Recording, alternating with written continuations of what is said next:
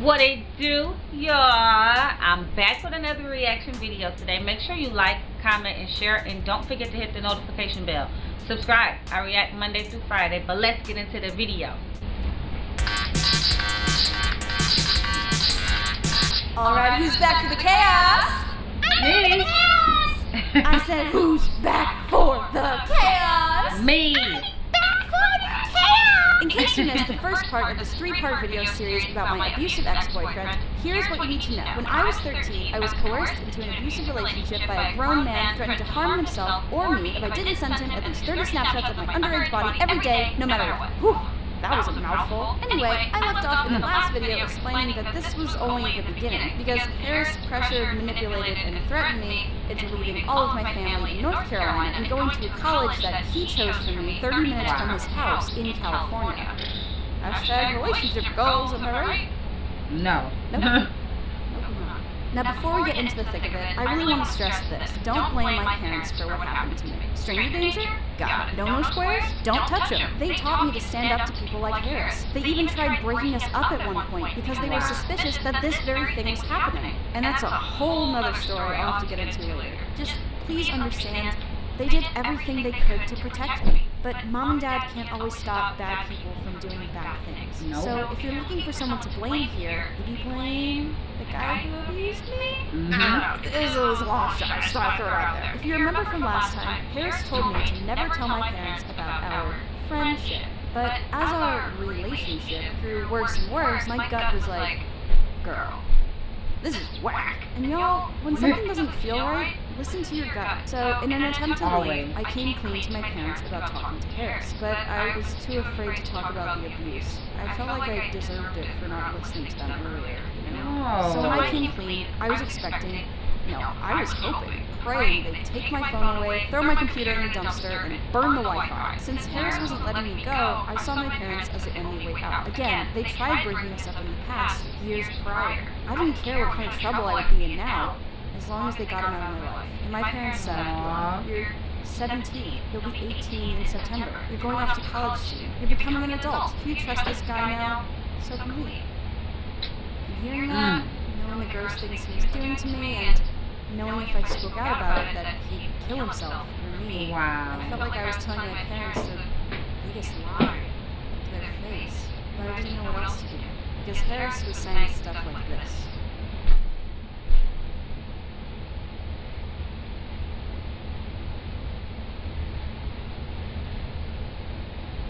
A little later, I was accepted to a college Harris chose for me. Tuition started at $30,000 a year, but he said, money doesn't matter, love does. How nice! I'm being sarcastic. So in February, my mom and I flew out to California to visit the school and meet Harris and his family for the first time. On the car ride to his house, I was holding the flowers we got for his family. I remember feeling so torn about it all. Is this what love is? He told me that this is love. This is what boyfriends and girlfriends do for each other. This was my first real boyfriend, too, and he was so much older than me, so I guess he knew best. He also treated me horribly, called me fat, and demanded pictures even though I cried every time. Why am I at his house? Why am I here with my mom? Why are we meeting him and his parents? Why am I not saying anything? Why am I not screaming? Why am I not listening? And the first thought that came to mind when I saw Harris in person for the first time was this. Oh, I can kick your butt. Seriously, the first thought that came to mind when I finally met this guy who's abusive and supposed to be my boyfriend was, oh, I am confident I could kick your butt right here, right now. This kid was thinner than a string bean, but the trucker had a BMI of 2, maybe. And look, I talk a lot of shit for someone who can barely hold a gallon of milk. But when you come into my life and make me feel body conscious, you better be buffing and Mr. Clean with that attitude. Up until now, I was afraid of Harris. But after seeing the weak little chicken leg he really was in person, I felt powerful. I felt confident. I felt reassured that I could handle his abuse, that if he did try to hit me, abuse me, or even kill me, I could defend myself. I felt at ease in our relationship. Seriously, that's how messed up your reasoning gets in these kinds of relationships. And this is called rationalizing. Rationalizing is an attempt to explain or justify one's own or another's behavior or attitude with logical, plausible reasons, even if these reasons aren't true or appropriate. On top of that, I remember thinking too, if I call the police, I don't have any bruises. They won't be able to get him out of my life for good if there's no physical evidence of his abuse. Sticks and stones will break your bones, but words can't hurt you, right? I need to wait till he snaps. Then I'm a victim of abuse. Otherwise, I'm just crazy and overreacting like Harris says I am. He got X on his shirt. We went to a pretty outdoor mall, and the plan was to get dinner, see a movie, and for me to be back at the hotel by 12.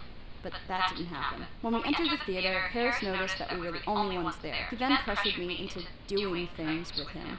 I firmly said no, but while we were watching the movie, he grabbed me and touched me, and I freaked out. I told him not to do that, and again I said, I don't want to do anything in the movie theater. After a little while of just sitting and watching the movie, he said, you know what, this is boring, let's go, and he walked out. Wow. And since I was from the middle of nowhere and didn't know Uber was a thing, also I've literally never been to California and have no idea where I am, he was my only way home.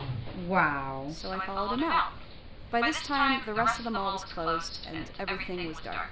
There was no one around, just me and him. And as we walked through this deserted mall, he leaned over and said, I've had it all night for you. I told him I needed to be back at 12, so we should probably get going. What? We finally meet in person, we go on our first date, and we don't even make out? That's not fair. Okay, we can make out in the car then, but after that, I need you to take me back. And by the way, you don't owe anyone anything, boy or girl, young or old, especially when they treat you like this. Consent is everything. Consent is permission for something to happen or the agreement to do something. And if you have to convince, manipulate, or beg someone to do something, that's not consent. Yep. There's a really good video that uses T to explain consent. I'll leave a link to that in the description. So we get in his car and we make out for a little bit. And on top of being a predator, an abuser, and an all-around piece of garbage, he was also a horrible kisser. That's the T, sis. I kept an eye on the time and watched as it ticked past my curfew. I should really go now. Nah, your mom's probably asleep. It'll be fine. Which was true. She wasn't calling me or texting me or asking where I was. I wish she was doing that. Okay, well, I'm afraid someone will see us making out and we'll get in trouble, so I should really go back to the hotel. I have an idea. How about we go into a parking garage and do some stuff there? Oh. No, I'd really rather just go back to the hotel. I'll bring you back after. You worry too much. Force No, I don't want my mom to get mad at me. I really just... Oh my goodness. So? He drove us to a parking garage. Oh. I don't like that section of the mall anymore. Oh my goodness. By the time he dropped me off, my mom was awake. She told me how worried she was, how I should have at least texted her, should have called her, should have said something, done something, let her know what was going on. And I agreed. As I took my shoes off, I just felt so weird. I wanted to scream, to cry, to tell my mom what just happened to me with that man right there in the doorway, but I was so shocked. I couldn't say anything. I was so mad at myself. What happened to thinking I was stronger than him? That I could and would defend myself? Yes. Why didn't I fight back? Why did I freeze up? Why did I just sit there and cry and let it happen to me? No one's gonna believe me now. I didn't put up a fight. I don't have any bruises. And even though I said no a million times, you still did. Maybe I should have said it louder. Yep. Maybe it's my fault. After that, I flew back to North Carolina, and my mental health only worsened. I became apathetic, depressed, irritable, anxious. I kept having nightmares about that night. I'd wake up crying or screaming. Since February 5th, I had completely shut down, as if Harris had successfully reprogrammed me to be his little robot. 6 months later, Mid-August, I flew back to California, this time to stay. My whole family went with me for orientation week and move-in. During this time, Harris demanded to be there every second of the day. But of course, he couldn't. And I couldn't change that. Finally, one day, I found the courage to put my foot down and say, I need a break. I need you to leave me alone. We can hang out after orientation ends, on Thursday. And as you can imagine, Harris didn't like me having this much control. He blew up my phone with his usual threats before giving me the silent treatment. Monday night, my school hosted a barbecue at the beach, and I actually had a great time. I met a ton of people who would later become some of my best friends, but when I got back to my dorm, Harris called me. Where are you? I'm at my dorm. Why aren't you answering me? We're on a break till Thursday. Just read what I said. And he hung up. Wow. That's when I realized I had 8 missed calls and 24 unread texts. I was standing in my dorm room, boxes everywhere, looking at my school schedule. Where class wasn't written, Harris was. And that's when I realized I just couldn't do this anymore. But I knew every time I tried to leave in the past, he threatened the worst of the worst, and I stayed with him to avoid that. So me leaving meant it might really happen. Yeah. But I decided I'd rather die putting up a fight than let him have his way with me any longer. At least then, there'd be evidence. And it happened. I called him, and I told him I was breaking up with him. He screamed at me, threatened to kill himself. He threatened to kill me. I hung up, and he texted me, "Die, die, die, die, die. I hope you die. You deserve to die." Then he went silent. I was used to this when I lived thousands of miles away from him, but now that he was 30 minutes north, he knew what college I was at, he knew where I was. I locked the door and called the police. I told the operator what was going on, and she told me to come down to the station to file a report and a restraining order, but that didn't happen. When I showed the officer my ID, he refused to believe a 17-year-old from North Carolina was attending a college up the street, and therefore refused to believe anything else I had to say. He refused me a restraining order. He refused to even investigate. He threw my license back at me and said, "Next time, leave the adult things to the adults. Okay, sweetheart? And if you go running back to your little boyfriend, don't call us." And look, I understand that might be hard to believe, but the fact is, this is what happens in these kinds of cases. Some cops are nice. Some cops are helpful. And then some just don't see how fatal these situations can be. Yep. In 2016, about a year and a half after the parking garage incident, I learned the statute of limitations for what happened to me would be up soon. Statute of limitations refers to a statute prescribing a period of limitation for the bringing of certain kinds of legal action. So basically, if a crime is committed, depending on where you live, you have a certain amount of time to report it. And this is where people like me get a lot of backlash. There are a million reasons why it's so hard to seek justice, let alone even leave an abusive relationship. I mean, just look at what Harris would do. Some abusers actually go through with those threats. Yep. Some stalk you long after it happens, and I'm one of the lucky ones who's still alive to tell this story. And on top of that, some police just don't listen to people like me. They refuse restraining orders. They refuse to even investigate. They refuse to listen. Bad. Why? You're overreacting. It's not that serious. Quit blowing things up out of proportion. Honestly, hearing those words from your abuser, and then from the people who are supposed to help you, makes it worse. It breaks you. Yep. It reaffirms what should never be said. I was afraid to go back to the station after what that cop told me, but I also knew I deserved and needed help. And thankfully, a really nice officer who I would love to name, but I respect his privacy, helped me out. But we couldn't get a strong enough case. There was no way to press charges against him, because we can't prove he sent those messages. Yep. He could easily say, "Yeah, that's my computer and my account, but my sister wrote that." Yep. You can't prove I typed that out and hit send, and he'd be right. The only way to fight this is through getting his confession, which we tried, but of course he refused and blocked my number. That's why charges were never filed. That's why I didn't get justice. And that's why he is still out there. That's why I avoid going certain places where I know he might be. That's why I keep tabs on his social media, because he started going places near my school and apartment. That's why it's hard for me to fall in love again. It's hard for me to trust people. It's hard for me to understand what relationships even are, or what their purpose is. But thankfully, I'm with much better people now.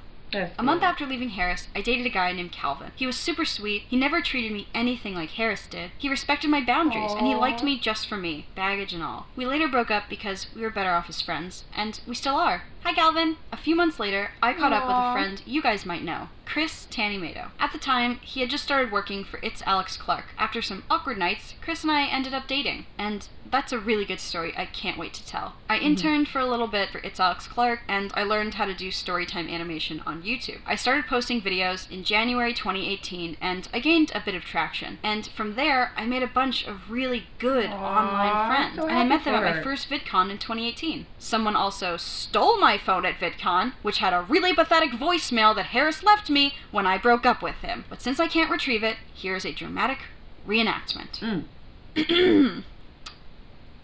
Lissa, why won't you pick up? You need to call me back. Call me back. And here's his final Facebook message to me. Ah, memories. After that, I landed a summer job working for Tim Tom. I kept posting videos, and I posted part 1 of this video. And it blew up. And I know a lot of people would say to that, Well, I guess things happen for a reason, but I don't think so. I don't want to thank Harris for putting me through this awful thing just because it led me to where I am now. He doesn't deserve credit for that. No. In fact, he doesn't deserve anything short of being dipped into a volcano limb by limb and dying a slow and horrible death. Oh. But that's just my opinion. What matters here is I finally chose my own path. But after staying in California all these years, knowing Harris is just up the road from me, he's watching everything I do, he's going to places he knows I'll be, I better give him something to look at. Yep. I know. There's something here that he's not telling me. I was worried because I was like, what if he does something to my family? Age 13 to 18. Like, that was my everyday. You don't know the depths of it. Wow. Wow.